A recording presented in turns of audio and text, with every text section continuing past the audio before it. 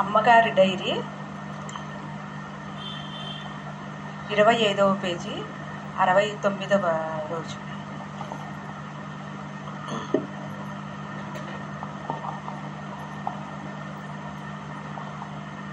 వ్యవహారికంగా నీవు ఆమె అవుతున్నావు, ఆధ్యాత్మికంగా ఆమె నీవు అవుతుంది.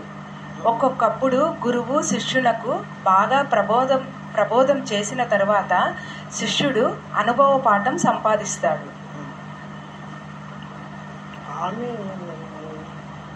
అదే అర్థం కాలేదు. అంటే గురువు శిష్యులు ఒకటే.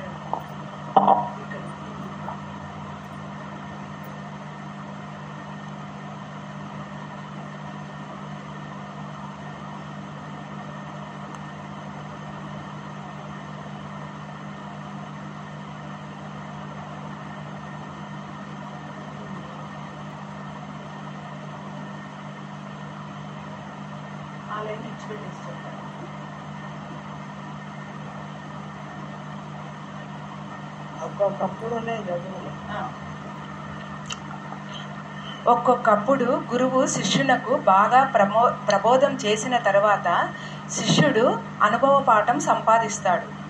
అటువంటప్పుడు ఏదైనా ఒక సమయంలో గురువు ప్రపంచ వ్యవహారంలో ఉన్నప్పుడు శిష్యుని అనుష్ఠానం గురువును ఆజ్ఞాపిస్తుంది.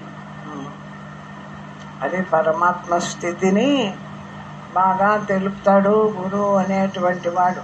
అంటే ఎప్పుడు అంటే ధ్యానానికి కూర్చున్నప్పుడు, అంటే అక్కడ కూడా మనకు పరమాత్మ స్థితి అనేది ఆ అనుభవానికి వచ్చినప్పుడే ఆ ధ్యానం కూడా పరమాత్మగా నిలబడుతుంది. కాబట్టి ఇక్కడ ఈ పరమాత్మ స్థితిని ధ్యానానికి పోయేటప్పుడు, ధ్యానానికి కూర్చున్నప్పుడే అక్కడనే గురువు శిష్యుడు ఇద్దరు తయారై ఇంకా అక్కడి నుంచి వాళ్ళిద్దరి మధ్యలో జరిగినటువంటి అనుభవం ఇట్లా జరుగుతుంది. అటువంటప్పుడు శిష్యుడు గురువు అవుతాడు. అదే శిష్యుడు గురువు అవుతాడు అంటే తన అనుభవం అంతా గురువుకు చెప్పుకోవాలి కదా. చెప్పుకున్న తర్వాత కదా గురువు దాన్ని సరి చేస్తాడు. ఆ చెప్పుకోవడంలో తను చెప్తున్నట్టు గురువు వింటూ ఉన్నట్టు అని అనిపించినప్పుడు అప్పుడు శిష్యుడు గురువు అయినట్టు, గురువు శిష్యుడు అయినట్టు అనిపిస్తుంది. కానీ అక్కడ జరిగేది మాత్రము గురువు చెప్పినటువంటి విషయాన్ని శిష్యుడు అనుసరిస్తూ ఈ బ్రహ్మస్వరూపాన్ని నీవు ఏ బ్రహ్మస్వరూపాన్ని తెలిపినావో ఆ బ్రహ్మస్వరూపాన్ని నేను ఈ విధంగా అనుభవిస్తున్నాను అని గురువుకు చెప్పుకుంటాడు. ఈ సందర్భం శంకరులకు కూడా వచ్చింది. ఆయన పరకాయ ప్రవేశం అయినప్పుడు రాజులో చేరి అది శంకరుడు ఒకసారి ఏం చేస్తాడంటే పరకాయ ప్రవేశం చేస్తాడు. పరకాయ ప్రవేశం చేసినప్పుడు అది ఒక శారదాదేవి ఆ శిష్యుడు అంటే ఆలు మొగుళ్ళ మధ్యన ఉండేటువంటి ఆ విషయాన్ని గురించి ప్రశ్న వేస్తుంది. అసలు ఆమె వేయకూడదు, అది ఎందుకు వచ్చిందో ఆ కథ మనకు తెలియదు శంకరాచార్యులకు. ఆ సరస్వతీదేవి అని బ్రహ్మదేవుడు సరస్వతీదేవి అక్కడ ఉంటారు. అప్పుడు ఆ సరస్వతీదేవి ఈయన పరమాత్మ స్వరూపాన్ని అంతా శంకరుడు బాగా అనుభవించిన వాడు, తెలిసినటువంటి వాడు కదా అని కొన్ని ఆయన ఆ సరస్వతీదేవి మొగుడు ఉన్నాడే ఆయన ఒక జ్ఞాని, అంటే వాళ్ళు ఒక రకమైనటువంటి జ్ఞానులు.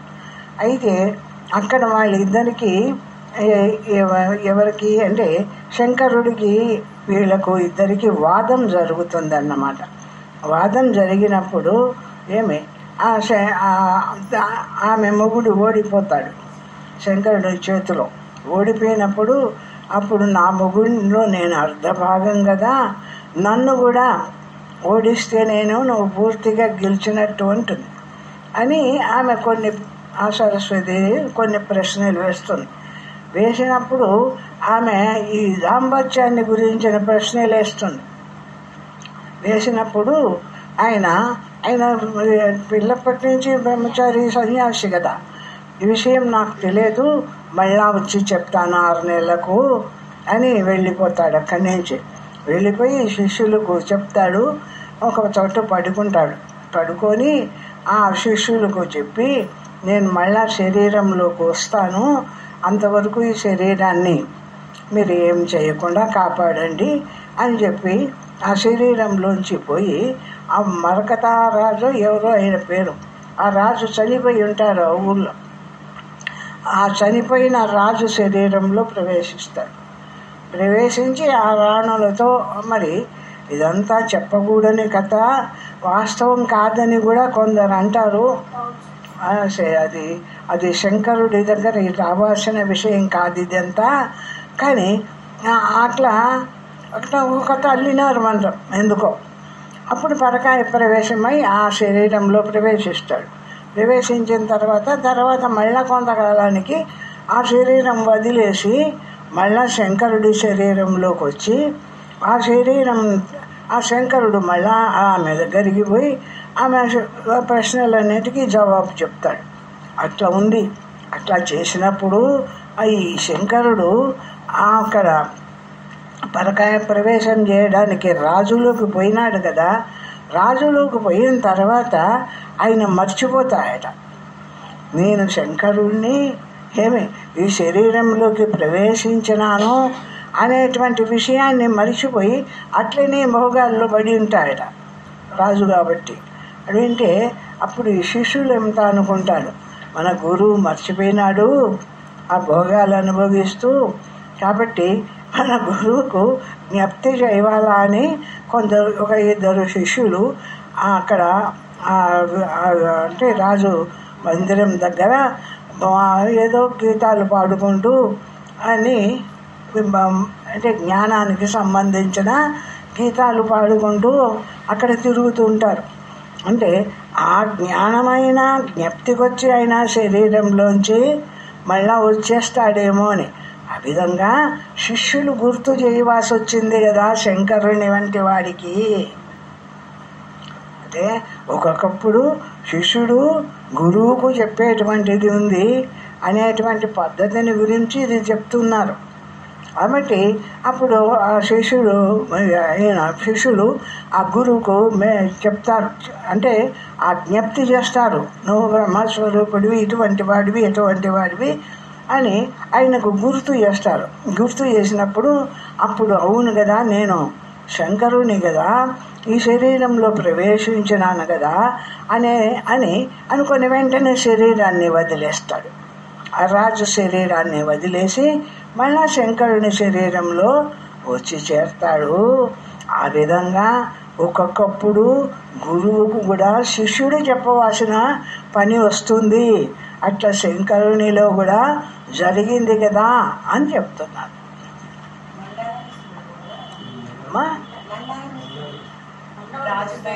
మండన మిశ్రుడు. అప్పుడు శిష్యులు భజగోవిందం పాడి గుర్తు చేస్తారు. అందుకే మన పూర్వుల గురువు శిష్యుడు ఆయే, శిష్యుడు గురువు ఆయే అనే పాట కూడా ఉన్నదని చెప్పారు. గురువు శిష్యుడు ఆయే, శిష్యుడు గురువు ఆయే, గురు శిష్యుల మధ్య గురు తొక్కటాయే అని. అయితే ఎట్లయినారు గురువు శిష్యుడు, శిష్యుడు గురువు అంటే వీళ్ళ మధ్యలో వీళ్ళు ఏ పరమాత్మను తెలుసుకున్నారో ఆ పరమాత్మ స్వరూపము ఒక్కటే అయి నిలిచింది. అప్పుడు ఏమైంది, అప్పుడు గురువు గురువు వినేటువంటి వాడైనాడు, శిష్యుడు చెప్పేటువంటి వాడైనాడు.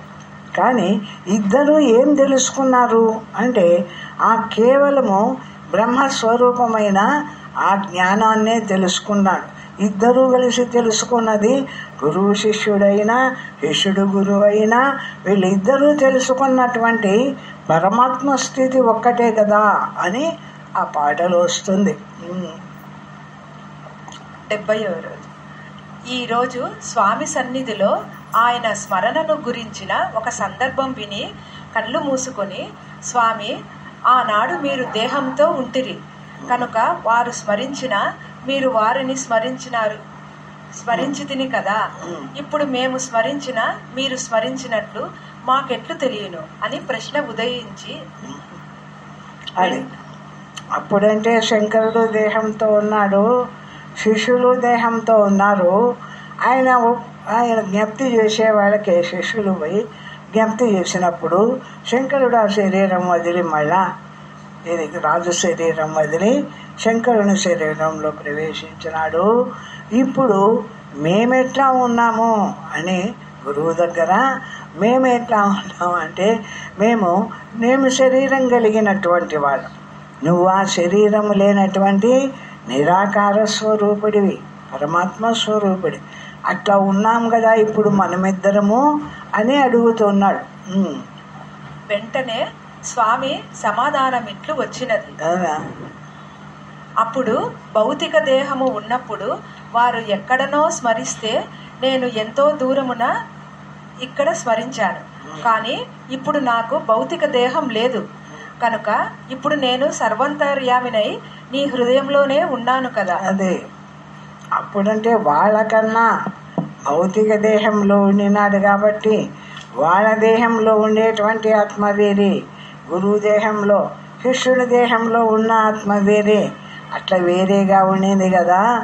ఇప్పుడు ఎట్లు ఉన్నాను అంటే నాకు భౌతిక దేహం లేదు కదా అంటే ఆ గురువుకు చెప్పుకున్నప్పుడు ఆ శిష్యుడు యొక్క ఆర్ద్రత గురువుకు చెప్పుకున్నప్పుడు గురువు చెప్తున్నాడు, ఆ కాలంలో అంటే అక్కడ శంకరుని శరీరం ఉండింది, వాళ్ళ శిష్యుల శరీరం ఉండింది. ఇప్పుడు నేనెట్లా ఉన్నానంటే నాకు శరీరం లేదు కాబట్టి నీ ఆత్మస్వరూపంగానే ఉన్నాను. నేను వేరే ఉండి నీకు బోధించడంలే పరమాత్మ స్థితిని గురించి, నేను నీ ఆత్మస్వరూపంగానే ఉండి నీ ఆత్మగానే ఉండి నీకు గుర్తు చేస్తున్నాను చూడు, ఇది నీకు ఇంకా కదా, ఇంకా దగ్గర కదా అనే సమాధానం వచ్చింది. ఇప్పుడు నీ స్మరణను వినేది నేనే, నిన్ను స్మరించడానికి ప్రవృత్తమైనది నేనే. అదే ఎవరు నేను నీ లోపల ఉన్నాను, జ్ఞానస్వరూపుణ్ణి. నీకు ఒక అనుమానం వచ్చిండవచ్చు, ఆ అనుమానం తీర్చే స్థితి కూడా నేను ఇక్కడ నేను వేరుగా నీకు దర్శనమిచ్చి నీకు అనుమానం తీర్చడంలే, నీలో ఉండేటువంటి పరమాత్మగా ఉండే నీకు ఏ అనుమానం వస్తే ఆ అనుమానం అనంతా తీరుస్తున్నాను కదా అంటాడు. సాక్షాత్కరించినది నేను, ఇప్పుడు సర్వావస్థలలో అనుభూతి రూపంలో నిరంతరంగా నా యందు లయింపజేయువాడను నేను. అదే ఆ పరమాత్మ స్వరూపము నీవు నిరంతరము నీ పరమాత్మ స్వరూపమందు ఎట్లా నిలుస్తున్నావు అంటే నేను జ్ఞానస్వరూపుణ్ణి నీ యందు పరమాత్మ స్వరూపుణ్ణి ఉన్నాను కదా, నీ పరమాత్మ స్వరూపుణ్ణి నేను ఉండి నీకు పరమాత్మ స్థితిని అంతా నీవు ఏ విధంగా పరమాత్మను తెలుసుకొని అనుసరిస్తున్నావు దాన్నంతా నీకు జ్ఞప్తి చేస్తూ ఆ జ్ఞానాన్ని అంతా నీకు ప్రసాదిస్తూ ఆ విధంగా నీలో నేను జ్ఞానస్వరూపమై ప్రకాశిస్తున్నాను కదా అంటాడు.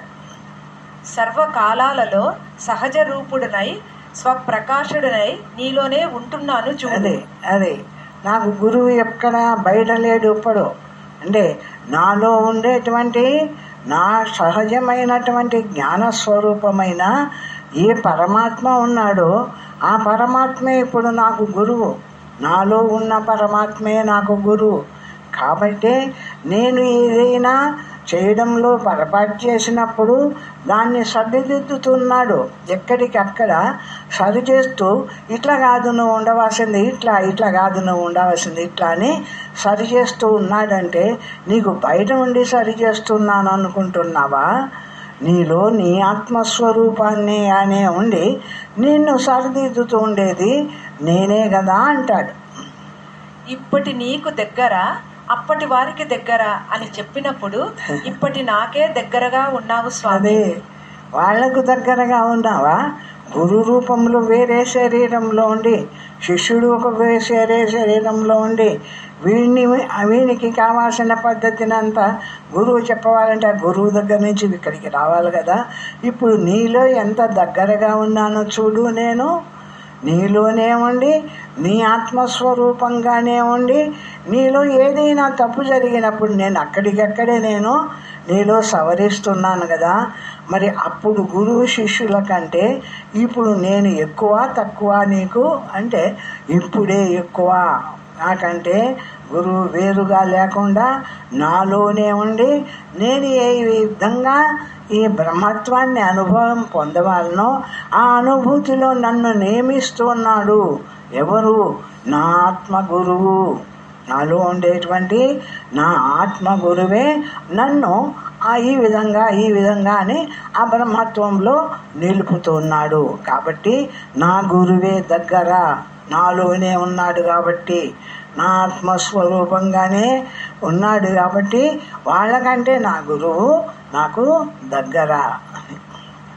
ఇప్పటి నాకే దగ్గరగా ఉన్నావు స్వామి అని అనుభవంతో సహజ స్థితి పొందాను. అదే అప్పుడే మళ్ళా పరమాత్మ స్థితిలోకి పోయి సహజంగా బ్రహ్మమాత్రంగా నిలబడి ఇంకా ధ్యానం చేసుకున్నాం. 71. ఈరోజు జ్ఞాని గురువు సన్నిధిలో కూర్చుంటాడు. అప్పుడు తన సహజ స్థితిలో నిలిచి ఉంటాడు. ఆ సమయంలో బయట అనేక విషయాలతో పరిసరం నిండి ఉంటుంది, కానీ ఏది తనకు అభ్యంతరం అనిపించదు. లోపలికి పోయినాడు, ధ్యానం చేసుకుంటూ ఉన్నాం. ధ్యానం చేసుకుంటూ ఉన్న సమయంలో అంతర్ముఖమైంది మనస్సు. అంతర్ముఖమై లోపలికి పోయి నిరాకారంగా నిలబడి ఉంది.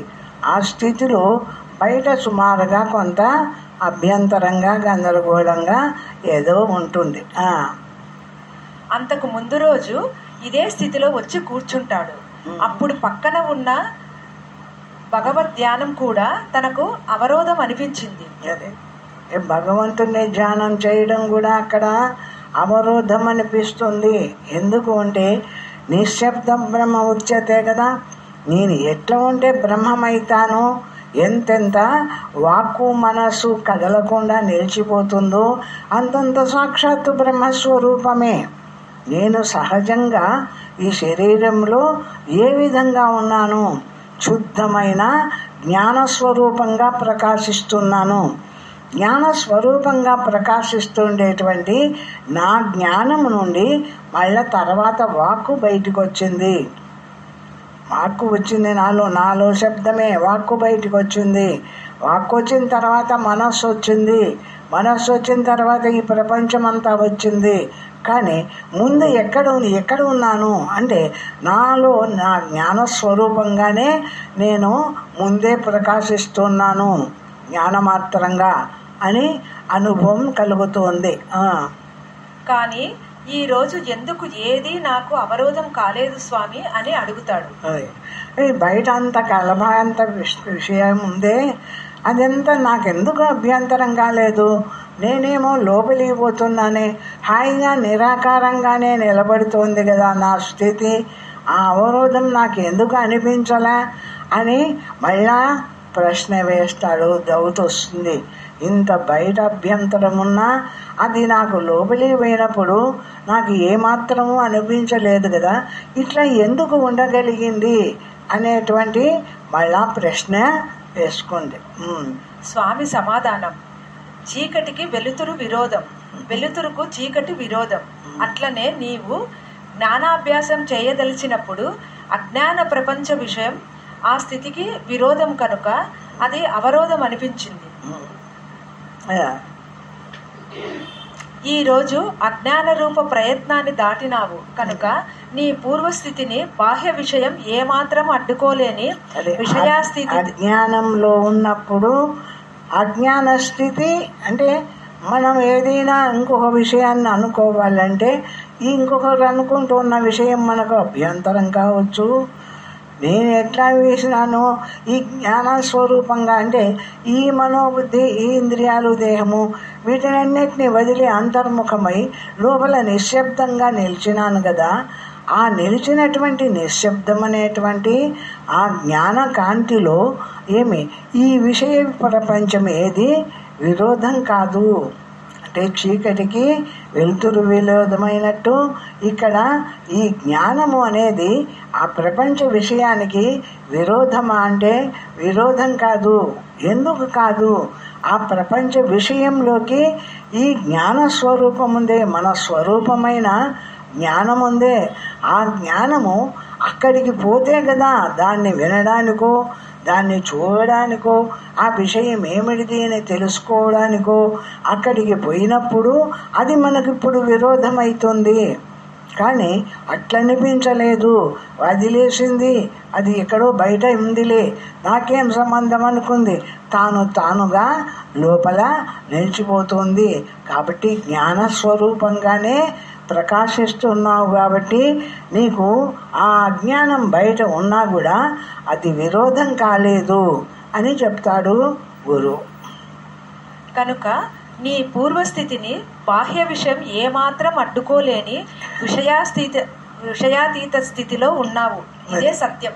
బాహ్య విషయము ఏమాత్రము నీకు అడ్డు రాలేటువంటి ఎట్లా ఉన్నావు, నువ్వు అంతరంగంగా ఆ జ్ఞాన స్వరూపుడవై ఆ అతీతమైన స్థితిలో ఉన్నావు. ప్రపంచ విషయానికి అతీతమైన స్థితిలో ఉన్నావు కాబట్టి ఆ ప్రపంచానికి సంబంధించిన ఈ అజ్ఞానము నీకు ఏది అడ్డుకోలేదు, నీవుగా ప్రకాశిస్తున్నావు అని గురువు తెలిపినాడు. 72వ రోజు. ఈరోజు జ్ఞాని ధ్యానానికి కూర్చుంటాడు, తన నిశ్చల స్థితిలో ఉన్నట్లే ఉంటాడు, కానీ జ్ఞానిలో పూర్ణత లేనట్లే అనిపిస్తుంది. ఆ పరమాత్మ స్థితిని పొందవాలా, ఆ పరమాత్మ ధ్యానం చేయవాలా అనుకొని రూమ్లోకి పోయి ధ్యానం చేస్తూ కూర్చుంది ఆ పరమాత్మ స్థితిలో. కానీ బయట విషయం అంతా చాలా విక్షేపంగా ఉండింది. అప్పుడు ఇంకాసేపు ధ్యానించి అంతర్గురువు ఏమిటి ఈరోజు అనుభవం విశదం చేయమంటాడు. అప్పుడు రమణుడు, నీవు విషయమనే అగ్ని సన్నిధానంలో ఉన్నావు కనుక నీకు పూర్ణస్థితి లోపించినట్లు అనిపిస్తుంది. ఇదే ఎట్లా మనము మండుతుండేటువంటి అగ్ని దగ్గర కూర్చున్నప్పుడు అగ్ని సన్నిధానంలో ఆ సెగ ఎట్లా మనకు తగులుతుందో ఆ విధంగా విషయం దగ్గరగా ఉంది కాబట్టి నీకు అడ్డు అనిపించింది. ముందు లోపలి పోయినావు విషయాన్ని విడిచి, ఇంకా విషయం నీకు అడ్డు అనిపించడం లేదు. నువ్వు ఎక్కడ పోయినావు, నువ్వు అంతర్ముఖమై లోపలికి పోయినావు, దానికి అంటే దానికి నీకు సంబంధం లేని స్థితిలో ఉండిపోయినావు కాబట్టి నీకు అది అడ్డం అనిపించడం లేదు అని సమాధానం చెప్తాడు. ఎట్లనగా మనము బాగా మండుచున్న అగ్ని సన్నిధానంలో ఉన్నప్పుడు అగ్నిని స్మరించకపోయినా దాని తాపము కొద్దిగా మనలకు వేడిని కలిగిస్తుంది. అదే దగ్గరగా కూర్చున్న ఆ అగ్ని నాకు ఉంది, అగ్ని వేడిని ఇస్తుందని దాన్ని గురించి నేను అనుకున్నా అనుకోకపోయినా అగ్ని యొక్క వేడిమి శరీరానికి తగులుతుంది కదా, ఆ విధంగా అని. అట్లే విషయ సన్నిధానం నుండి వచ్చి కూర్చున్నావు కనుక విషయానికి నీవు తటస్థుడవైన ఆ తప్తత వల్ల నీలో పరిపూర్ణ శాంతరూప శీలతత్వాన్ని పొందటానికి కొంత దూరమైనట్లు అనిపిస్తుంది. అది ఎందుకు అట్లా అనిపించింది అంటే విషయంలో నుంచి వెంటనే ఇక్కడికి వచ్చేసి కూర్చున్నావు కాబట్టి అప్పుడే వదిలినావు కాబట్టి విషయాన్ని, ఇంకా దాని యొక్క వేడి, దాని యొక్క తప్తం అంటే వేడి, ఆ వేడి అట్లే ఉంది కాబట్టి నీకు అట్లా అనిపించింది. నేను ఈ విషయం దగ్గర ఉన్నాను, ఈ విషయం అంతా నాకు ఇబ్బంది పరుస్తుంది అనిపించింది అంటాడు. ఎప్పుడైతే నన్ను స్మరించినంతనే విషయత్వాన్ని పూర్తిగా విడిచావు కనుక ఎప్పుడు పరమాత్మ స్వరూపాన్ని, తన స్వరూపంగా ఉండేటువంటి ఆ జ్ఞానాన్ని ఈ విషయం అంతా నాకెందుకు, ఈ విషయంతో నాకు అవసరం లేదు అని వదిలేసి అంతర్ముఖమై నా స్వరూప స్థితిని నేను ఎప్పుడు గుర్తు చేసుకొని ఆ స్థితిలో నిలబడినాను. అప్పుడు నాకు అది దగ్గరగా ఉన్న దాని సంబంధము నీకు లేకుండా పోయింది అని చెప్తాడు. కనుక ఇప్పుడు నీ సహజ పూర్ణ నిశ్చలతలతో కూడిన శీతలత్వాన్ని, ప్రయత్నరహిత కేవల ఉనికి మాత్రమైన పూర్ణ శాంతమైన స్థితిని అనుభవిస్తున్నావు. అదే ఇప్పుడు ప్రయత్నం లేదు, ఇక్కడ నువ్వు ఏదైనా సాధన చేస్తున్నావా, అట్లా నిలబడడానికి ఏదైనా ప్రయత్నం చేస్తున్నావా అంటే ప్రయత్నం చేయలే. పూర్ణ నిశ్చలత అంటే ప్రయత్నమే లేనటువంటి నిరాకార స్థితి లోపల ఒకటి ఉంది కదా. మనం ఏది అనుకోలేదనుకో, మనం దేన్ని గురించి అనుకోమనుకో, దేన్ని గురించి అనుకోకపోయినప్పుడు ఈ విషయం నాకు ఒకటి ఉంది, దీన్ని తీసేసుకోవాలా అనే ప్రయత్నం నాకు లేదు కదా. ఎట్లుంది? నేను లోపలే పోయినా దేన్ని గురించి అనుకోకుండా కేవలం మౌన స్థితిలో నిశ్శబ్దంలోకి పోయినా. ఇప్పుడు నాకు దగ్గరగా ఉన్న విషయాలు ఏవైనా అవి నాకు అభ్యంతరం అనిపించడంలే. నేను బయట ఉంటే నాకు అవి అభ్యంతరం. నేను దాటేసిన వాటిని, విషయాన్నంతా దాటేసి అంతర్ముఖమై ఏ కేవలం బ్రహ్మస్వరూపముందో బ్రహ్మమాత్రంగా నిలబడిపోయింది. ఆ స్థితిలోకి ఈ విషయం రాలేదు కాబట్టి బయట విషయము అది అప్పుడు అభ్యంతరం అనిపించలేదు. హాయిగా నా ప్రపంచం లేనటువంటి శుద్ధమైన జ్ఞాన స్థితిలో నేను ఉండిపోయినాను అంటున్నాను. ఆ గురు ప్రబోధముతో ఏదో అంతరంతరాలలో పడి లేవలేని స్థితిలో ఉన్నవాడిలా నిశ్చలుడనై ఉన్నాను. ఇది గురువు అనుగ్రహం. అదే లోపలికి పోయి పూర్తి బయటికి రావాలంటే లేవలేనటువంటి అంతర్ముఖ స్థితిలోకి పోయింది.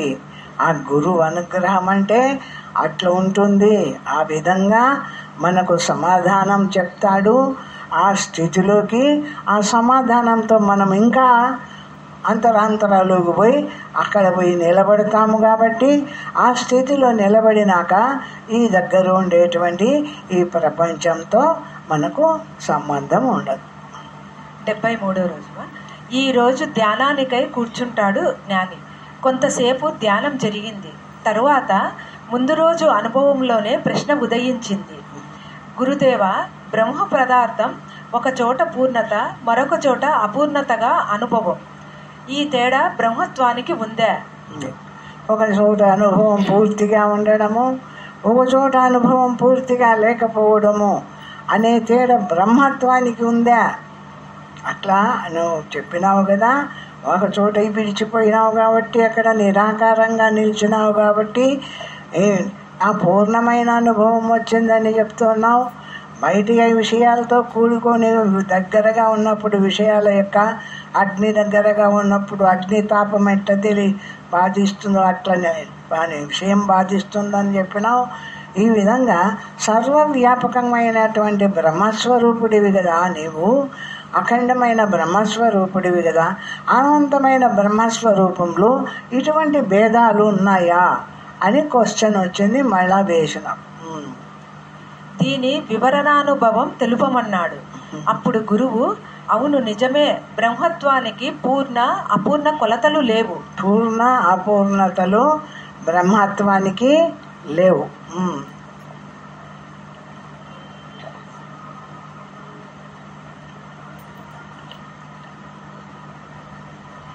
ఈ విధంగా అనుభవం తేడాలు ఎందుకంటే నీవు ప్రస్తుతము సూక్ష్మ ఉపాధులతో కూడి ఉన్నావు. అదే మనసు, బుద్ధి, ఈ ఇంద్రియాలు ఇవన్నీ ఉన్నాయి.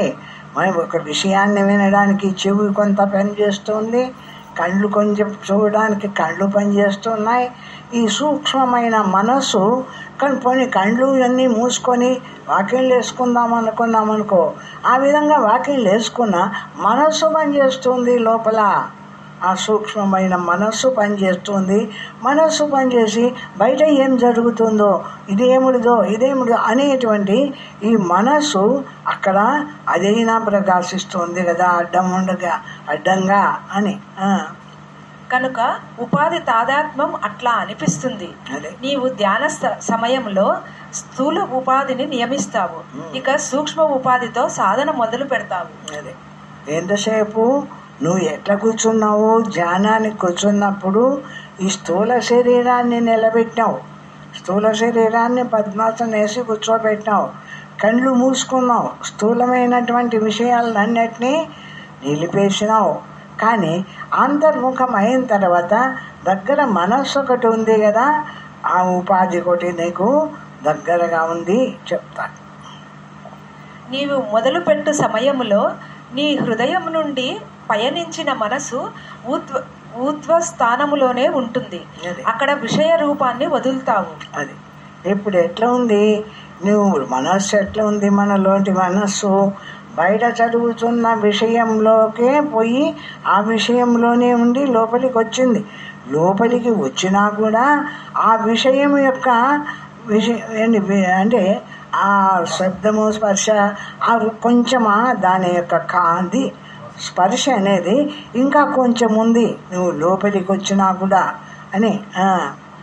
కానీ ఉపాధి తాదాత్మ్యం పొంది ఉన్న నీ ఉనికి ఆ స్థానాన్నే ఉంది.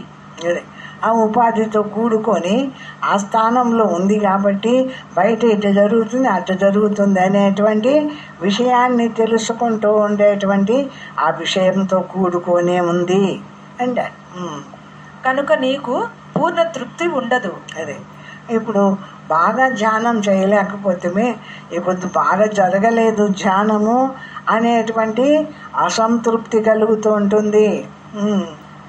ఆ స్థితిలో నీకు గురు ప్రబోధ రూప జ్ఞప్తి గాని లేక ఆ సంబంధమైన స్మరణ కలిగినప్పుడు ఒక్కసారి నీ వృత్తి సంపూర్ణంగా మూలస్థానంలో చేరుతుంది. అదే ఆ విషయం అర్థమైనప్పుడు ఎందుకు నాకు ఇట్లా ఉనింది అంటే నేను బాగా ధ్యానం చేసుకుంటున్నాను కదా, నేను ధ్యానం చేసుకుంటున్నా హాయిగా నాకు బ్రహ్మత్వం అందు ఉండినటువంటి తృప్తి కలగడం లేదే, కొంచెం ఏదో తేడాగా ఉంది అనిపించినప్పుడు అట్లా కొంతవరకు నీకు విషయంలోంచే వచ్చినావు కాబట్టి ఈ మనస్సు అనేది ఇంకా కొంత రూపంలో ఒక ఆ ఛాయ దాని దగ్గర ఉంది కాబట్టి నీకు అట్లా అనిపించింది.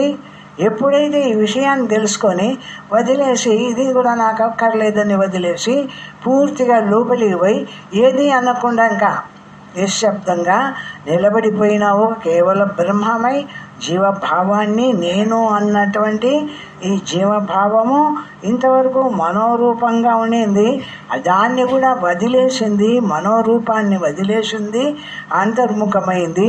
ఈ బ్రహ్మస్వరూపం కదా తన స్వరూపము. ఈ నేను అనేటువంటి జీవుడు ఎక్కడ నుంచి ప్రకాశిస్తున్నాడు బయటికి అంటే బ్రహ్మత్వము నుండి బయటకు వచ్చినాడు కదా. కాబట్టి ఆ విషయం అర్థమవుతున్నాయి. పూర్తిగా బయట విషయాన్ని విడిచేసినప్పుడు ఈ నేను అన్నటువంటి జ్ఞానస్వరూపం ఉందే ఇది పూర్తిగా నిరాకార బ్రహ్మమై నిలిచిపోయింది. ఇప్పుడు నిశ్శబ్దంగా నిరాకారంగా ఉండిపోయింది నాలో ఉండేటువంటి ఈ బ్రహ్మస్వరూపము అని.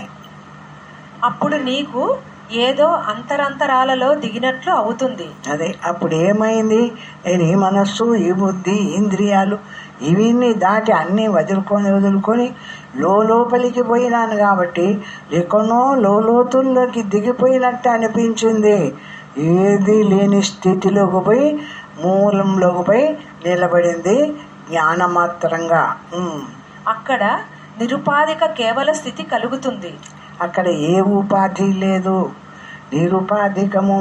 అంటే ఉపాధి అంటే మనస్సు ఉందా, ఇంద్రియాలు ఉన్నాయా, విషయం ఉందా అంటే ఏ ఉపాధులు లేవు కాబట్టి నిరుపాధికమైనటువంటి ఏ ఉపాధులు లేనటువంటి నిరాకారమైనటువంటి ఏ బ్రహ్మస్వరూపం ఉందో బ్రహ్మమాత్రంగా ఆ బ్రహ్మమై నిలిచింది. అంతర్ముఖమై లోతుల్లోకి పోయి మొత్తం అంతా బయట ఉన్నదాన్ని అంతా విడిచి అంతర్ముఖమై లోపలికి పోయి ఏది లేని స్థితిలోకి ఇప్పుడు కేవలము ఈ నేను అన్న జీవభావము బ్రహ్మంలో ఏకత్వం పొందింది. ఎక్కడ నుంచి శబ్దంగా బయటికి వచ్చిందో శబ్దమే దానికి స్వరూపం. జీవుడికి ఏ స్వరూపం లేదు, శబ్దమే నేను అన్న శబ్దం. ఆ నేను అన్న శబ్దం ఎప్పుడు జీవుడు అనే శబ్దం వచ్చిందో అప్పుడు జీవుడైంది. ఏది జీవుడైంది, లోపల నుంచి వచ్చినటువంటి జ్ఞానస్వరూపమైన పరమాత్మే నేను అన్న శబ్దాన్ని పట్టుకొని జీవుడైంది. ఆ నేను అన్న తర్వాత ఇంకా దేహం నేను అనుకుంది కాబట్టి ఈ దేహం నేను అనుకుంది, ఓ మనస్సు కనపడింది, ఈ మనస్సు నాది అనుకుంది, ఈ ఇంద్రియాలు కనపడినాయి, ఈ ఇంద్రియాలు నావి అనుకుంది. ఈ విధంగా ప్రపంచ విషయంలో అంతా పరుచుకొని పోయింది జీవభావం. కాబట్టి ఇప్పుడు వీడేం చేస్తున్నాడు? ఈ జ్ఞాని అయినటువంటి వాడు ఈ విషయం నుండి పద్మాసనం వేసుకొని నేను ఇక్కడి నుంచి అంతర్ముఖమై ఏ బ్రహ్మస్వరూపం నుంచి నేను అని బయటకు వచ్చినానో ఆ బ్రహ్మంలో నీకు నేను అనకుండా ఉండిపోతాను అనుకున్నాడు. నిశ్చయం చేసుకున్నాడు.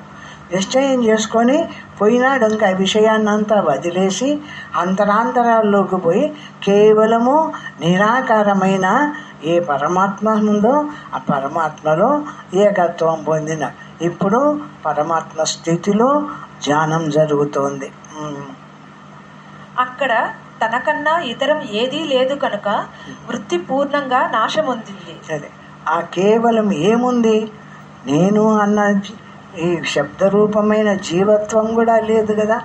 కాబట్టి నిశ్శబ్దంగా ఉన్న స్థితి కదా అక్కడ. కాబట్టి ఆ నిశ్శబ్దంలోకి పోయింది. తానన్నటువంటి ఒక జీవభావం కూడా లేకుండా పోయింది.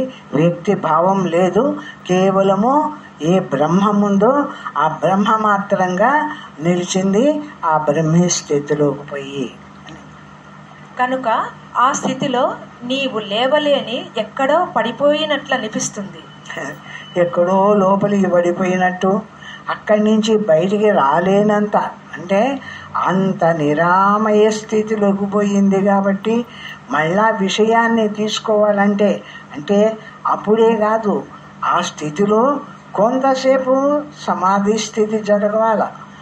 ధ్యాన స్థితి కొంతసేపు ధ్యానం జరిగిన తర్వాత కొంతసేపటికి పూర్తిగా లోపలికి పోయి లయించింది కదా. ఇప్పుడు మళ్ళా విషయంలోకి రావాలా అంటే బరువు అనిపిస్తుంది. హాయిగా ఇట్లనే ఉండిపోదాము, హాయిగా మళ్ళా ఈ ప్రపంచంలోకి ఎందుకు బా అనిపించేటువంటి ఆ విషయం నీకు బరువు అనిపిస్తుంది అంటాడు. ఇక్కడ పూర్ణత అపూర్ణత అంతా ఆ వృత్తి యొక్క భేదాలే కాని ఇది బ్రహ్మత్వంలో లేదు అని అంతర్గురువు వివరానుభవం అనుగ్రహించాడు. అదే ఇప్పుడు ఆ పేరుని ఇంతకుముందు అడిగినాడు కదా. బయటకు ఉన్నప్పుడు ఈ ప్రపంచ విషయం అంతా కూడా నాకు ఉన్నట్టు ఎందుకు అనిపిస్తుంది? నేను ఇంత బ్రహ్మత్వంలోకి పోయినాను కదా, నాకెందుకు అనిపించింది అని అడిగినాడు కదా. అడిగితే అది అంతా కూడా మనోబుద్ధులకు ఉండేటువంటి స్థితి. ఆ మనోబుద్ధులు ఈ ప్రపంచ భావాన్ని అంతా పొంది పొంది పొంది ఆ విషయ రూపాన్ని అంతా పొందినాయి. కాబట్టి ఈ మనోబుద్ధులకు ఆ లోపలికి పోయి నిరాకారంగా నిలబడమన్నా, కాసేపు నిలబడి ఉన్నా ఇంకా దాంట్లో కొంత అవి ఉండినటువంటి, అంటే చెప్పినాం కదా, అగ్ని యందు ఉండే దగ్గర కూర్చున్న తాపం ఉన్నట్టు ఇంకా కొంత తాపం మిగిలి ఉంది. విషయం దగ్గర ఉండిపోయినాయి. కాబట్టి ఎప్పుడు అది కూడా తెలుసుకొని ఈ జ్ఞాని అయినటువంటి వాడు, ఈ పరమాత్మ స్థితిని పొందినటువంటి వాడు ఇది కూడా నాకెందుకని దాన్ని కూడా వదిలేసి ఇంకా లోపలికి పోయేంటి ఏది అనకుండా నిశ్శబ్దంగా నిలిచిపోతాడు. అప్పుడు ఇంకా లోతులకు పోయి బ్రహ్మమాత్రంగా ఏ బ్రహ్మం నుండి తాను బయటకు వచ్చినాడో ఆ బ్రహ్మంలో ఏకత్వం పొందుతున్నాడు. ఆ విధంగా బ్రహ్మంలో కలిసిపోతాడు అని చెప్తాడు. సర్వం రమణకృష్ణ గురుదేవార్పణం. 74వ రోజు. ఈరోజు జ్ఞాని ధ్యానానికై కూర్చుంటాడు. గురువుల అనుగ్రహం తనపై ప్రసరించిన తీరు జ్ఞప్తికి చేసుకుంటాడు. తన కృష్ణశాస్త్రి గురువును ఈ విధంగా సంబోధిస్తాడు. స్వామి, మీరు నాకు జ్ఞాన జన్మనిచ్చిన నా 6 ఏండ్ల వయసులో మీరు ఉపాధిని చాలించినారు. అక్కడ నుండి స్వయం కృషితో జ్ఞానధనాన్ని సంపాదించుకుంటూ దిక్కుతోచని స్థితిలో స్వయం పోరాటముతో కష్టపడుతున్న నన్ను అనుగ్రహించి నా రమణ గురువు నన్ను చేరదీసి అనుభవ జ్ఞాన ధనాన్నిచ్చి నన్ను కోటీశ్వరుని చేశారు. ఆ విధంగా జరిగినటువంటి స్థితి. నా గురువు చాలా కాలం ఉండలే. నాకు ఆ గురువు అయినాక ఆయన 6 ఏళ్ళే బతికినాడు. తర్వాత ఉండాలి 6 ఏళ్లలో కూడా ఆయన నా దగ్గరికైనా రావాలా, నేను ఆయన దగ్గరికన్నా పోవాలా. అట్లా ఒక్కొక్క సందర్భంలో మాత్రమే ఇద్దరికి కలిగ కుదురుతూనేది. ఆ విధంగా ఉంటున్నప్పుడు ఆయనేమో ఆ జ్ఞాన బీజాన్ని వేసినాడు లోపల, ఆ విత్తనం నాటినాడు. ఇది నీ స్వరూపం, ఇది నీ పరమాత్మ స్థితి అని ఆయన ఆ విత్తనం నాటినాడు. అయితే దాన్ని మళ్ళా పెంచి పోషించింది ఎవరు అంటే నా రమణ గురువు. ఆ గురువు ఏ విధంగా ఆ పరమాత్మ తత్వాన్ని అనుభవం చేయవాలా, అనుభవించవాలా అనే విధానాలంతా కూడా ఆ మహర్షి రమణ మహర్షి చెప్పినటువంటి విధానాలతో ఆ పరమాత్మ స్థితిలో నిలిచి ఆ జ్ఞాన అనుభవాన్ని సంపాదించినాను అని తన జ్ఞానాన్ని గుర్తు చేసుకుంటున్నాడు. ఈ విధంగా ఒకరు మొక్క నాటితే మరొకరు పోషించి పెద్ద చేసి ఫలితాన్నిచ్చే వరకు రక్షించిన ఇరువురు గురువులకు నమస్కరిస్తూ వారిని ఆనంద బాష్పాలతో అభిషేకించిన పరవశంతో తన స్వరూపానందంలోకి దిగిపోయాడు. ఆ విధంగా ఇద్దరు గురువులు నన్ను పోషించినారు కదా, నా బ్రహ్మత్వాన్ని నన్ను అంతటితో నిలిచిపోకుండా అభివృద్ధి చేసిన గురువులకు నమస్కారం చేసుకున్నాను. 75. ఈరోజు జ్ఞాని ధ్యానానికై కూర్చుంటాడు. కొంతసేపు తన సహజ స్థితిలో ఉన్న తరువాత రమణుని వంక చూస్తాడు. అప్పుడు రమణుడు నిన్న జరిగిన జగత్ చక్రాన్ని ఈ విధంగా వివరిస్తాడు. నీవు చేసే ధ్యానం ఏమిటి? ఈ విధంగా భ్రమిస్తున్న చక్రాన్ని ఆపటమే. దీనిని సాధకుడు చక్రాన్ని పట్టుకొని ఆపను ప్రయత్నిస్తాడు. ఎందుకనగా చక్రం వేరే, చక్రాన్ని తిప్పేవాడు వేరే అనే విభజన తెలియక అదే విచార జ్ఞానం కలిగిన జ్ఞాని రెండింటిని విభజిస్తాడు. ఇప్పుడు అక్కడ ఏం జరుగుతుంది అంటే పరమాత్మ స్థితిలో కూర్చుంటాడు. కూర్చొని ధ్యానానికి కూర్చున్న తర్వాత నిన్న జరిగిన విషయం, నిన్న సాధనలో జరిగిన విషయం అంతా మళ్ళీ ఈ గురువులు ఆ గురువులు ఇది అంతా గుర్తుకొచ్చింది. అప్పుడు ఏమైంది అంటే ఈ జగత్ అనే చక్రం అక్కడికి వచ్చింది. జగత్ అనే చక్రం అది వచ్చింది. దాన్ని కూడా మనం పెట్టుకోకూడదు కూడా అని ఖండించేసి లోపలికి పోయి పరమాత్మ స్థితిని పొందుతున్నాడు. అంటే ఆ జగత్ అనేటువంటి విషయాన్ని కూడా భావించకూడదు. చేసినావు మంచిదే గురువులను అనుకున్నాం, అదే భావించుకోకూడదు.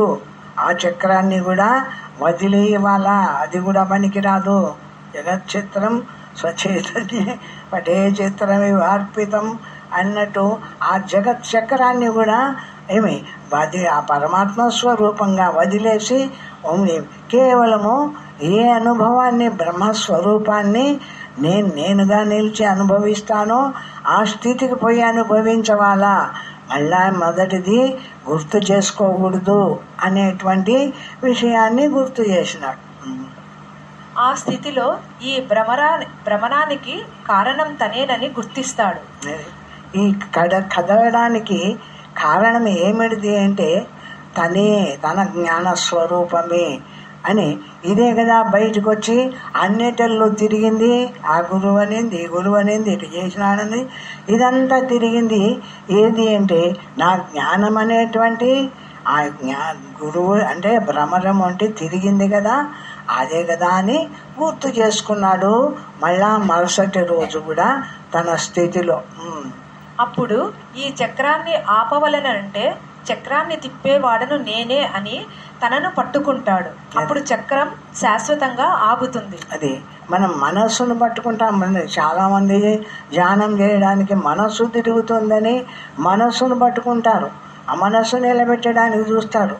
ఆ మనస్సు ఎంతెంత జరుగుతుంటే ప్రపంచాన్ని అంతంత తీసుకొని వస్తూ ఉంటుంది. మరి ఈ మనస్సును ఆపడం అనేది దాని దగ్గర ఇవ్వడం ఎందుకు?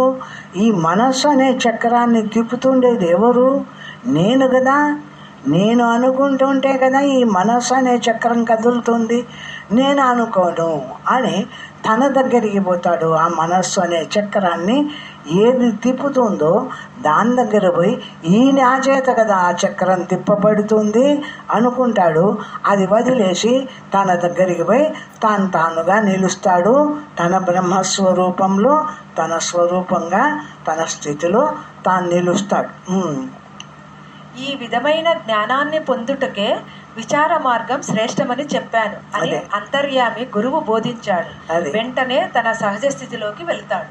అదే ఆ విధంగా ఈ విధంగా ఈ విచారణ చేయడం, ఇది ఏది తిరుగుతుంది, ఏది తిరగడానికి దీనికి కారణం ఏమిటి, అది ఏమిటిది, ఇదంతా తెలుసుకోవాలంటే బాగా ఆత్మవిచారణే కదా దానికి కారణం. ఎంతెంత మనము పరమాత్మ విచారణ చేస్తామో అంతంత ఈ లోపల జరిగే పరిస్థితి అంతా కూడా తెలియబడుతుంది. ఆ తెలియబడినప్పుడు ఆ పరిస్థితిని అంతా ఆపి శుద్ధమైన బ్రహ్మం ఏదుందో ఆ బ్రహ్మ మాత్రంగా నిలబడగలుగుతాం. కాబట్టి మనం బాగా విచారణ అనేది చేయవాలా. అది కూడా అన్ని విచారణలు కాదు, మనకు బుద్ధివృత్తికి తోచినట్టు ఏదో ఒకటి అనుకోవడం కాదు. శాస్త్ర విచారం ఉండవాలా, అది చెప్పిన మహనీయులు ఉండవాలా. ఇప్పుడు శంకరాచార్యులు శాస్త్ర విచారంలో ఆయన పుస్తకాలు ఎన్నో ఉన్నాయి, ఆయన తెలిపినటివి. అవన్నీ బాగా అర్థం చేసుకోవాలా చదివి. వాళ్ళు ఏ విధంగా ఈ లోపల ఈ మనస్సు ఎట్లా ఏర్పడుతుంది, ఈ బుద్ధి లోపల నేనన్నటువంటి ఈ జీవుడు ఎట్లా ఏర్పడుతున్నాడు, ఎక్కడ కదిలిక మొదలవుతుంది, ఎక్కడ ఏది కదిలితే తర్వాత ఈ చక్రాలన్నీ కదులుతాయి. లోపల ఒక్క చక్రం చిన్నది కదిలితే పైన చక్రాలన్నీ కదులుతాయి కదా, ఏటికి ఈ మిషన్లకు కూడా. ఆ విధంగా ఈ లోపల ఈ నేను అన్న చక్రం కదిలి కదా నాకు ఈ విషయాలన్నీ విషయ రూపంగా వచ్చినాయి. కాబట్టి నేనే కదలకుంటే అని ఆ నేను దగ్గరికి పోయి ఆగిపోతాడు. అంటే ఇదంతా ఎట్లా తెలియబడింది అంటే కేవలం కళ్ళు మూసుకొని నేనేదో ధ్యానం చేతనే సంపాదించడం కాదు. ఇదంతా శాస్త్ర విచారం. శాస్త్రం జరుపుతుంది ఏ విధంగా అయితే నీవు అపరమాత్మ తత్వంలో నిరాకారమై నీవుగా నిలుస్తావు అన్న విషయాన్ని శాస్త్రం తెలుపుతుంది. కాబట్టి బాగా విచారణ చేయవాలా. విచారణ ముఖ్యమైంది అని చెప్తున్నా. 76వ రోజు. ఈరోజు ధ్యానానికి వస్తాడు. తన హృదయంలో మాండుక్యంలోని విశ్వని గురించి భావనతో నిండి ఉన్న ఆనందముతో అంతర్గురువు రమణునితో ఈ ధ్యానం చేసేది ఎవరు అని ప్రశ్నిస్తుంది. అందుకు స్వామి, అందుకే నేను చెప్పితిని కదా, నీవు అనే పదార్థమే లేదని ఉన్న ఆ శుద్ధ చైతన్యమే వ్యవహారార్థం 19 ముఖాలైన ఇంద్రియాలతో వ్యవహరిస్తుంది. అదే ఈ విధంగా నేను అన్నటువంటి ఈ జ్ఞాన స్వరూపము అనేది బయటికి వచ్చింది అంటే బయటికి రాగానే దీనికి 19 ముఖాలు ఏర్పడుతున్నాయి. ఏవి 19 ముఖాలు? 5 జ్ఞానేంద్రియాలు, 5 కర్మేంద్రియాలు, మనోబుద్ధి చిత్తాహంకారాలు, ఈ విధంగా ఇవి 4, ఇవి 10 కలిసి 19. ఈ 19 ద్వారాల ద్వారా బయటకు వచ్చి ఈ నేను అన్న ఈ జ్ఞానం అందే. ఈ జ్ఞానం ఏం చేస్తుంది? నేను చూస్తున్నాను అంటుంది కంటి దగ్గరకు వచ్చి, నేను వింటున్నాను అంటుంది చెవి దగ్గరకు వచ్చి, నేను తింటున్నాను అంటుంది నాలుక దగ్గరికి వచ్చి, నేను నడుస్తున్నాను, నేను వస్తున్నాను అంటుంది, నేను పోతున్నాను అంటుంది, నేను ఈ పనులు చేస్తున్నాను అంటుంది. ఏ విధంగా వ్యవహారం చేస్తుంది ఈ నేను అన్నటువంటి ఈ జ్ఞాన రూపమైన అచిద్ రూపమైన పరమాత్మ ఈ 19 ముఖాల ద్వారా ఈ ప్రపంచ వ్యవహారాన్ని అంతా చేస్తూ ఉంటుంది. ఈ విషయం అంతా మనం బాగా విచారణలో తెలుసుకుంటే ఏ విధంగా ఈ మనస్సు అవుతుంది, బుద్ధి అవుతుంది, చిత్తము, అహంకారము ఈ 4 విధాలు అవుతుంది. కళ్ళవి 10 ఇంద్రియాలతో 10 ఇంద్రియాల దగ్గరకు వచ్చి ఆయా పనులు చేస్తుంది. ఈ విధంగా ఏది చేసేది? ఈ 19 ముఖాలతో ఏది వ్యవహరిస్తుండేది అంటే నేను అహమితి సాక్షాదాత్మ రూపేణ భాతి అంటాడు కదా. నేను అంటూ ఏ చైతన్యము ఆ హృదయంలో నేనంటూ వ్యవహరిస్తుందో అది 19 ముఖాల ద్వారా ఈ ప్రపంచంని చూస్తూ ఉంటుంది, ఈ ప్రపంచంలో వ్యవహారం జరుపుతుంది. ఈ విధంగా 19 ముఖాల ద్వారా బయటకు వచ్చిన దీన్ని వీటినండి విరమింపజేసుకొని అంతర్ముఖం చేసి, అంటే అంతర్ముఖం ఎందుకు చేయవలసి వచ్చింది? ఈ 19 ముఖాల్లో ఎక్కడ ఉన్నా దానికి సంబంధించిన వ్యవహారము రూపము ఉంటుంది కాబట్టి వదిలేసి ఏది అనకుండా అంతర్ముఖమై కేవలము నేను మాత్రంగా మిగిలి శివోహం. ఇప్పుడు మనము శివోహం అహం అంటున్నాను అంటే అహం అనేది నేను. అహం అనే మాటకు అర్థం ఏమిటిది? నేను. శివోహం అంటే ఈ నిలిచినటువంటి ఈ అహం అంటున్నా నేనున్నానే, ఈ నేనే బ్రహ్మస్వరూపాన్ని, అంతటా ఉండేటువంటి కేవల బ్రహ్మస్వరూపాన్ని శివోహం అని అక్కడ ఈ అన్ని ముఖాల నుండి విడిపించి కేవల జ్ఞానస్వరూపంగా నిలిపి అహం బ్రహ్మాస్మి శివోహం అంటే ఇక్కడ ఈ నేనున్నానే ఈ 19 ముఖాల్లోకి పోలేదు, నేను మాత్రంగా ఉన్నాను. అన్నిట్లోంచి విడిపించుకొని వచ్చి నేను మాత్రంగా ఇక్కడ నిలబడినాను. కాబట్టి ఈ నేను ఎవరు? బ్రహ్మస్వరూపము. అంతటా ఉండేటువంటి బ్రహ్మం ఏదుందో ఆ బ్రహ్మము నేనైనాను. ఎట్లయినావు నీవు? బ్రహ్మం. లేకపోతే కళ్ళు అవుతావు, చేతులు అవుతావు, బుక్ అవుతావు, చెవులు అవుతావు, ఏదో ఒకటి అయిపోయి వ్యవహారం చేస్తావు కదా. అన్ని వ్యవహారాలను 19 ముఖాల నుండి విడిపించి నేను మాత్రంగా లోపలికి వచ్చినావు కదా అంతర్ముఖమై. ఈ నేను అహం బ్రహ్మాస్మి శివోహం. ఇప్పుడు నేను దేనిలో ప్రవేశించలేదు, ఏ ఇంద్రియాల్లో ప్రవేశించలేదు, కేవలము జ్ఞానమాత్రంగానే నిలిచి ఉన్నాను. అహం అని ఆ స్థితిని అనుభవం చేసుకోవాలా. అందుకు శాస్త్రాన్ని బాగా చదువుకోవాలా అంటారు. తర్వాత జీవి సుసంస్కృతం చేత తన స్వరూప విచారణ చేసి ధ్యాననిష్ఠుడై 19 ముఖాలను ఉపసంహరించుకొని పూర్ణ అచలుడై ఇదిగో నేను ఉన్నాను అని తన స్వరూప చైతన్య ప్రకటితమై ఉన్న స్థితి అది ధ్యానం కాదు. మరి ఇక్కడ సాధన చేస్తున్నది ఎవరు? నీవెక్కడ? కనుక మిథ్యా నేను లేనే లేదు. ఇక్కడ నేను ధ్యానం చేస్తున్నాను అనుకుంటావేమో. ఈ 19 ముఖాల నుండి విడిపించి ఈ నేను అనేదాన్ని ఇది చేస్తున్నాను, అది చేస్తున్నాను, ఇది చూస్తాను, అది చేస్తాను, ఇట్లా వ్యవహారం దేహమంతా వ్యాపించి ఉంది. ఈ నేను అనేది దేహమంతా వ్యాపించి అన్ని ఇంద్రియాల్లో వ్యాపించి పనులు చేస్తున్న దాన్ని తీసేసినావు, వెనక్కు పోయి లోపల కూర్చొని ఇప్పుడు ఈ నేను అంటున్నా. ఈ నేను ఎవరు అంటే అహం బ్రహ్మాస్మి శివోహం.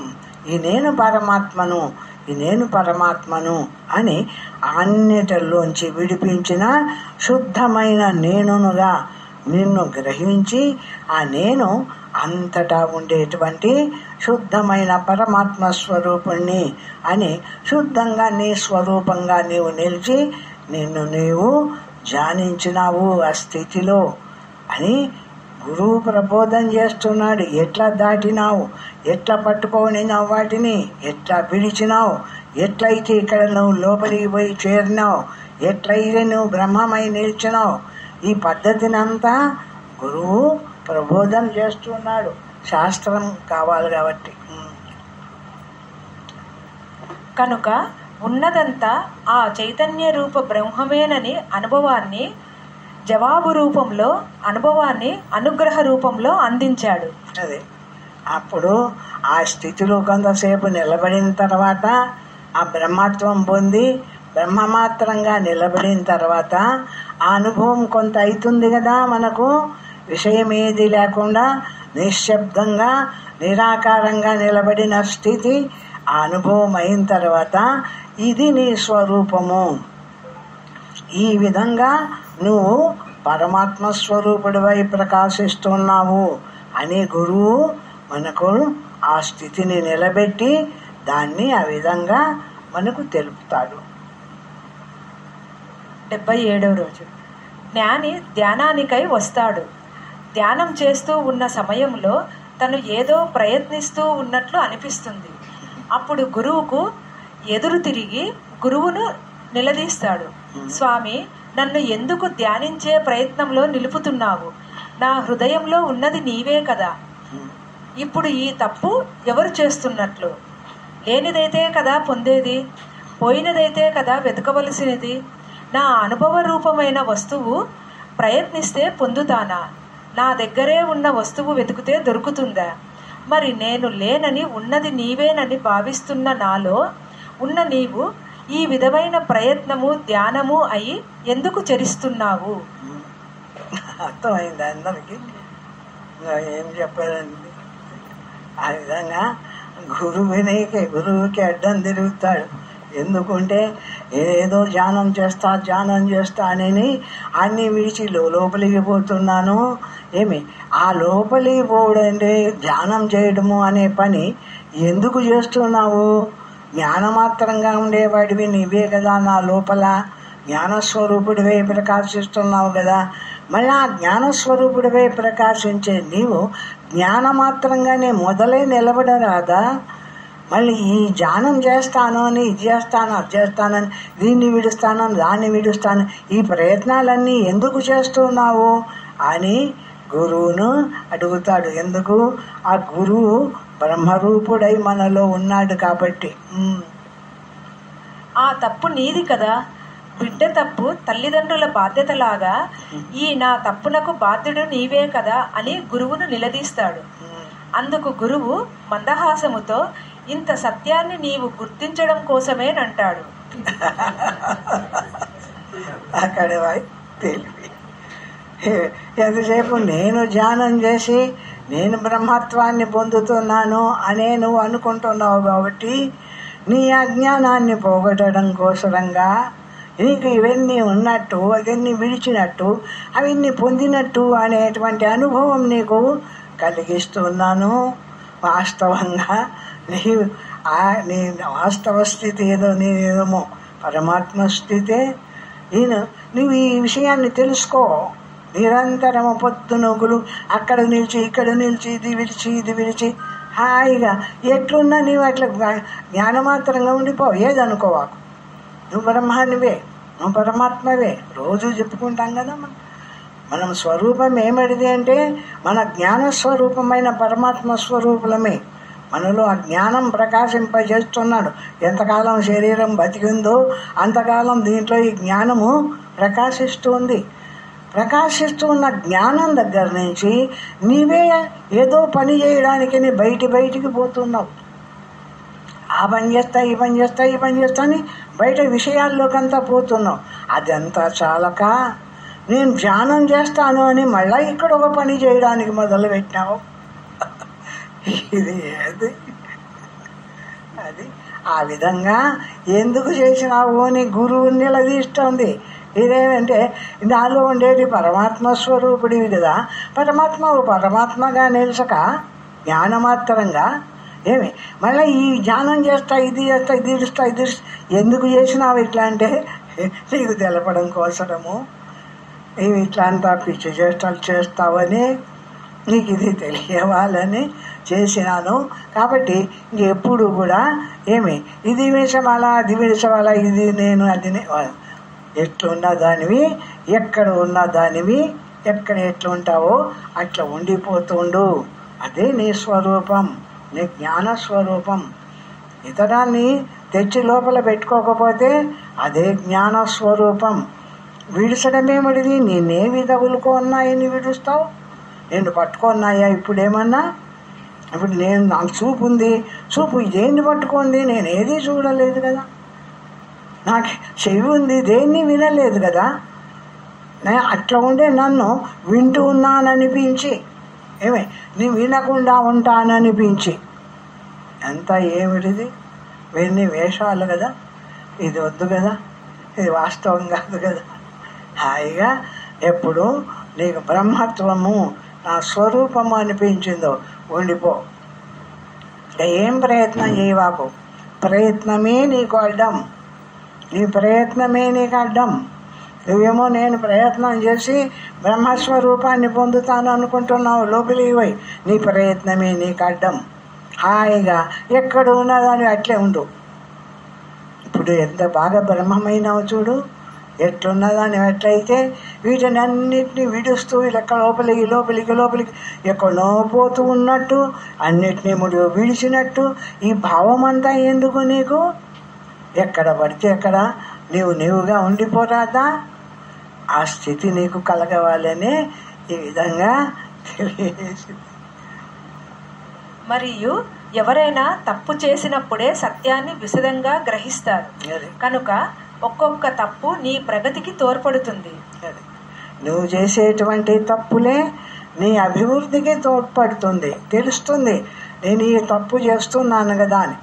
ఆ తప్పు చేసుకున్నప్పుడే ఆ తప్పు చేయనటువంటి దానికి అతీతమైన స్థితికి పోగలుగుతూ ఉంటాడు ఎవడైనా. మంచి స్థితికి పోవాలంటే తను చేసిన చెడుపు అంతా కూడా వాడికి తెలియబడవాలి. వాడు తను చేసిన చెడుపు చేస్తూ ఉండి ఆ చెడుపే రైట్ అనిపిస్తూ ఉంటే దాన్ని విడిసడవాడు.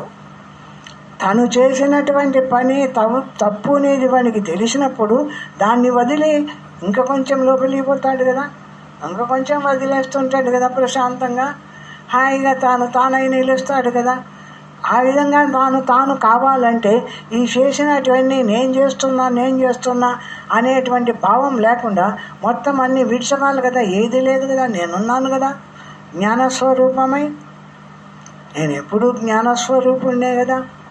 నేను ఎప్పుడన్నా నాకు ఏదైనా వచ్చి అజ్ఞానం అనేది అడ్డపడింది నీ ఒకవేళ నీకు అనిపించినా నీ బుద్ధి వృత్తిలోది ఇప్పుడు కూడా అది చెప్పినట్టు చూడు. ఏదైనా నాకు అడ్డం వచ్చింది నేను ఇట్లా చేస్తున్నా అంటే అది కూడా నీ బుద్ధికి సంబంధించిందే కానీ ఈ బ్రహ్మానికి సంబంధించింది కాదు. బ్రహ్మానికి మంచి చెడుగులు ఉంటాయా, తప్పొప్పులు ఉంటాయా? బ్రహ్మం దగ్గర దేనికి ఉంటాయి తప్పొప్పులు? మనోబుద్ధులు, వాటికి ఉంటాయి తప్పొప్పులు. కాబట్టి వాటిని సర్దుకోవడానికి నువ్వు చేస్తున్న పని, అంతేగాని నీవుగా నిలిచడానికి ఎతర మనోయాతి తత్ర సమాధయ. ఎట్లా వస్తుంది ఎతర మనోయాతి తత్ర సమాధయ? ఎట్లా ఏర్పడుతుంది? ఏదేం దగ్గరికి పోయేది అంతా కూడా నాదని కల్పించుకున్నాడో అని బంధం ఏర్పడుతుంది.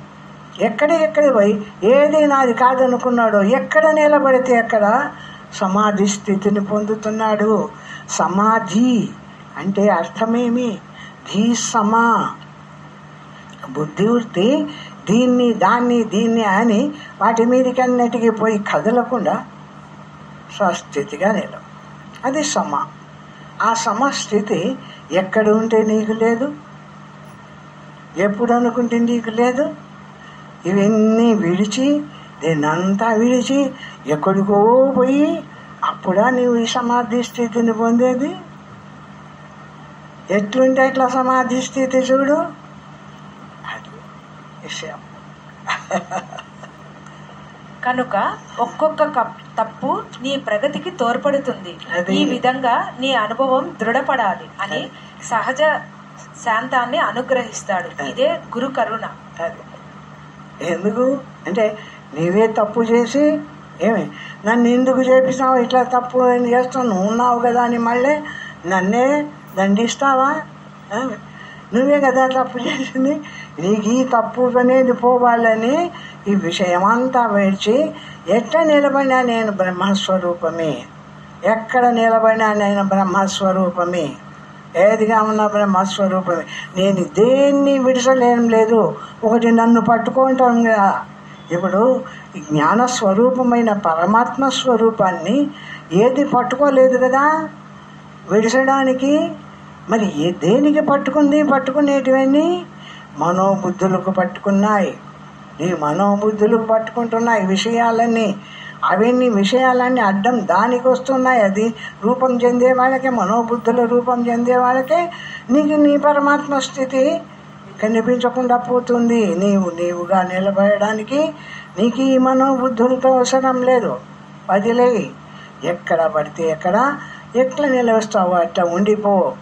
శుద్ధమైన జ్ఞానమాత్రంగా అది కదా నీ స్వరూపం. అది కదా నీ తత్వం, అట్లా ఉండవాలి కదా నీవు అని చెప్తుంది.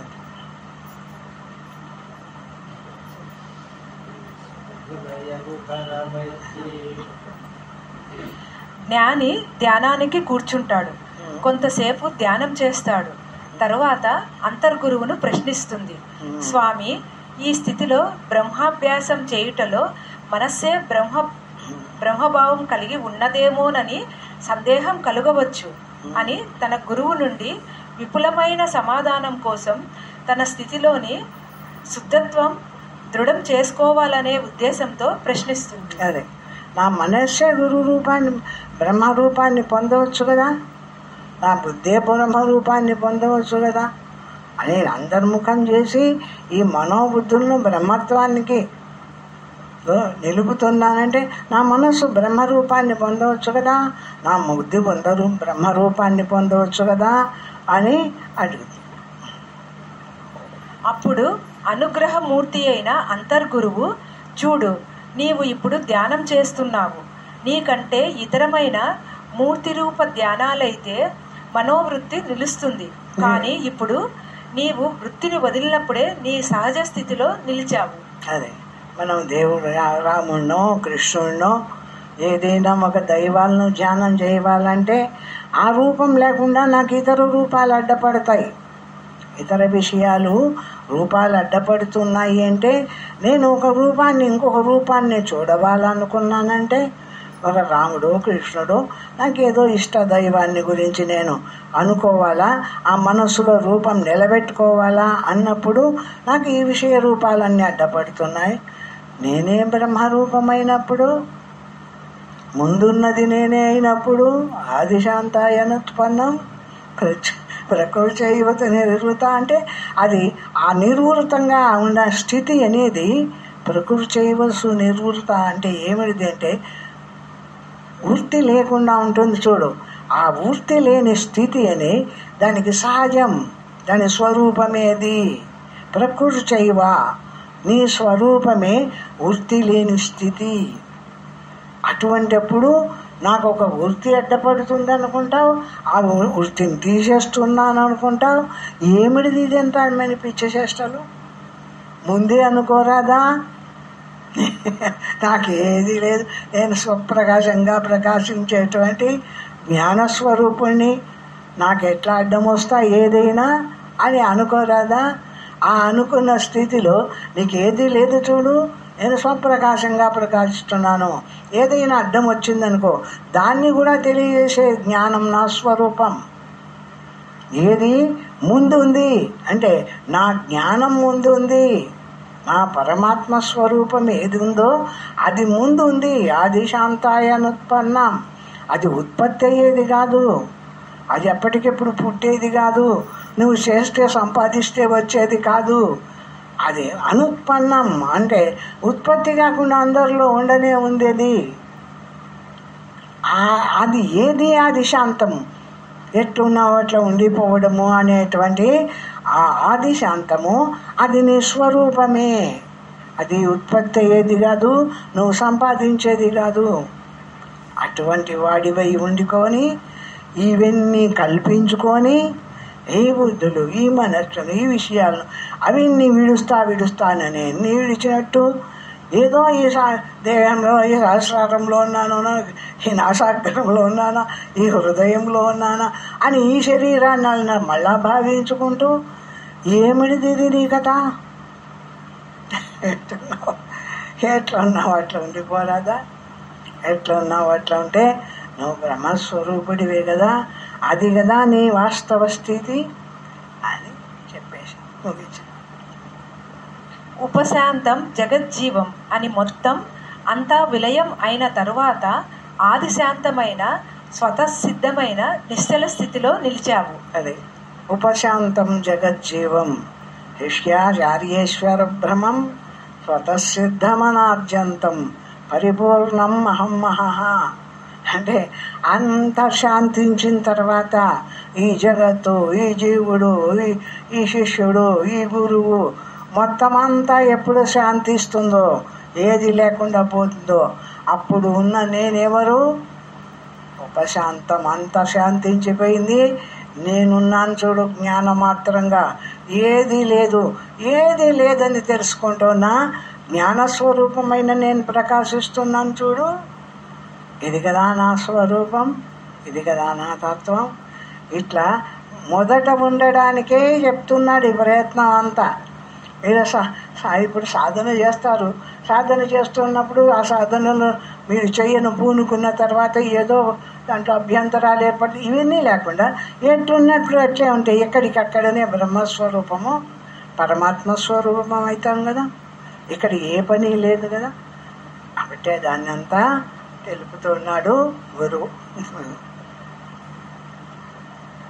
ఇక్కడ ఏ విధమైన వృత్తి నిలుచుటకు అవకాశం లేదు.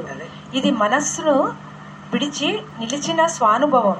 ఇదే నీ సహజ స్థితి అనే గురువు ప్రబోధంతో తన నిశ్చల అనుభవంతో నిలుస్తుంది. ఇది సకల శాస్త్రాలలో తెలిపిన ఏ విషయమో నిల్చడానికి వీల్లేదు.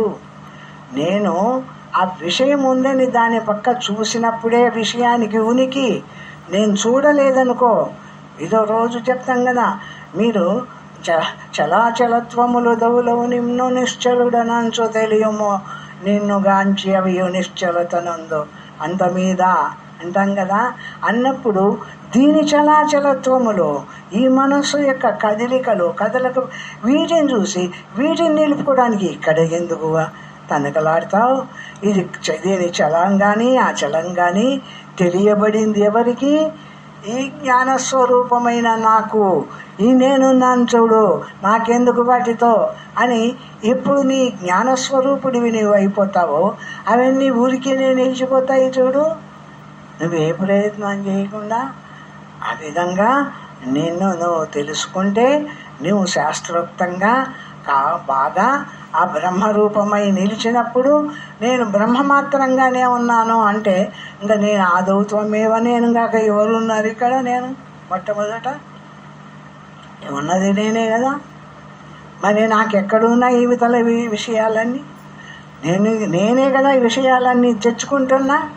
అన్నిటినీ తెచ్చుకునేది, వీటన్నిటినీ విడిచేది. ఈ పని అంతా ఎందుకు? ఉండిపో ఎట్లా వాడు అట్లా అని ఆ గురు ప్రబోధము అవుతుంది. ఇది సకల శాస్త్రాలలో తెలిపిన ఆద్య విద్య. ఇది మొదటి విద్య. సమస్త శాస్త్రాలన్నీ తెలిపిన తర్వాత ఆ అంతంలో ఏం చేస్తాము అంటే ఏం చెప్తుంది అంటే లాస్ట్లో ఉండేది ఇది. అది మొదలే చెప్తే పొందగలుగుతాడా? మొదలే చెప్తే వాడు కొంత తినవాళ్ళ దెబ్బలు అంతా తిని కొనలేక కష్టపడి ఈటొచ్చి ఆటొచ్చి అన్నీ అయినాక అప్పుడు చెప్తే అమ్మయ్య ఆయన వదిలేపు అట్లా అప్పుడు ఉండగలుగుతాడు. కానీ మొదలే ఇట్లా ఉండిపోరా, ఎందుకు ఇంత అవస్థపడతావు, ఇది కదా నీ తత్వము, హాయిగా ఇట్లా ఉండిపో అని చెప్పినామనుకో వాడు ఉండగలడా? మొన్నొకనాడు వచ్చింది అది కూడా. ఎందుకు ఇదంతా చేస్తున్నావు అంటే అంత కష్టపడి నువ్వు ఆ సాధన చేసి లోపలికి పోతే ఆ లోపలికి పోయిన తర్వాత మళ్ళా బయట నీకు సులభంగా చూపించినప్పుడు అప్పుడు అందుకుంటావు దీన్ని. అంతేగాని నువ్వు మొదటిని ఇక్కడనే నీకు ఏదో ఇదంతా బ్రహ్మమే కదా, ఇదంతా బ్రహ్మాత్మే కదా, హాయిగా ఉండిపో ఊరుకోండు అంటే ఉంటావా? ఉండలేవు. అందుకు ఈ సాధనలన్నీ మెత్తపరచవాలా, దాన్ని మనోబుద్ధులను మెత్తపరిస్తే అవి మెత్తపడి అప్పుడు యథాకారంగా నిలబడతాయి.